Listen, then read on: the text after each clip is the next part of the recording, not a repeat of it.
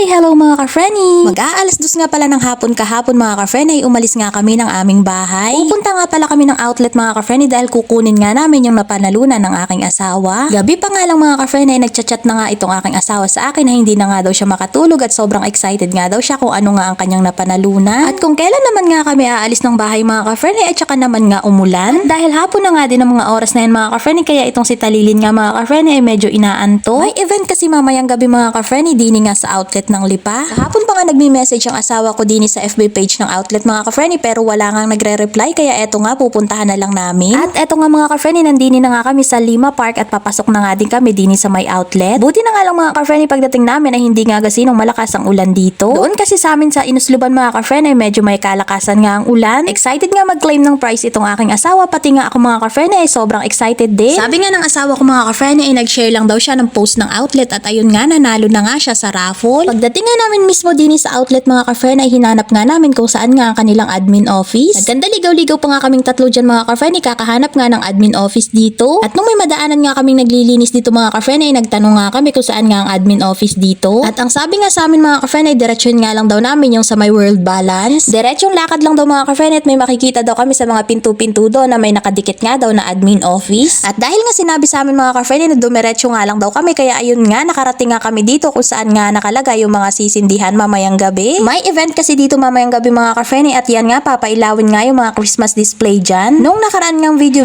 ko mga ka-Frenny ang nakalagay nga dyan ay mga laruan ng mga bata. Pero ngayon nga mga ka-Frenny ay tinanggal na nga nila at pinalitan na nga ng mga ilaw pang Christmas. Ang dami ko na talagang nakikita mga Christmas display mga ka-Frenny pero ewan ko ba bakit parang hindi pa rin ako masaya, charis.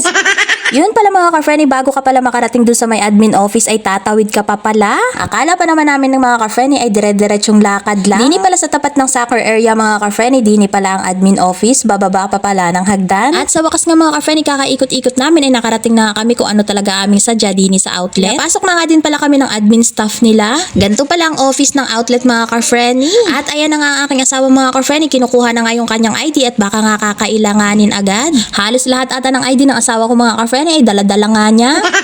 Nag-e-expect nga ng malaking prize itong aking asawa mga ka-Frenny.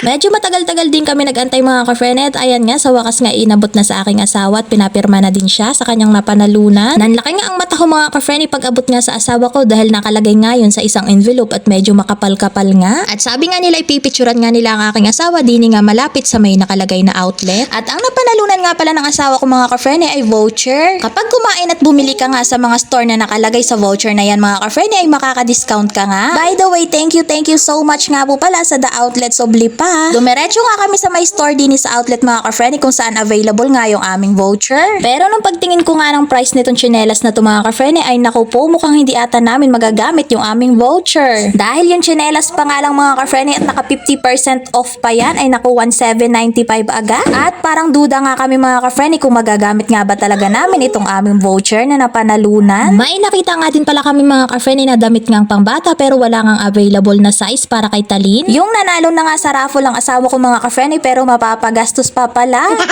Joke lang mga ka-Frenny pero thank you so much ulit The Outlets of Lipa. Pero yung true lalay talaga mga ka-Frenny ay mukhang hindi nga talaga namin magagamit yung aming voucher. Yun talaga yung totoo. By the way mga ka-Frenny, hanggang dito na lang. Maraming salamat sa iyong panunood. Bye!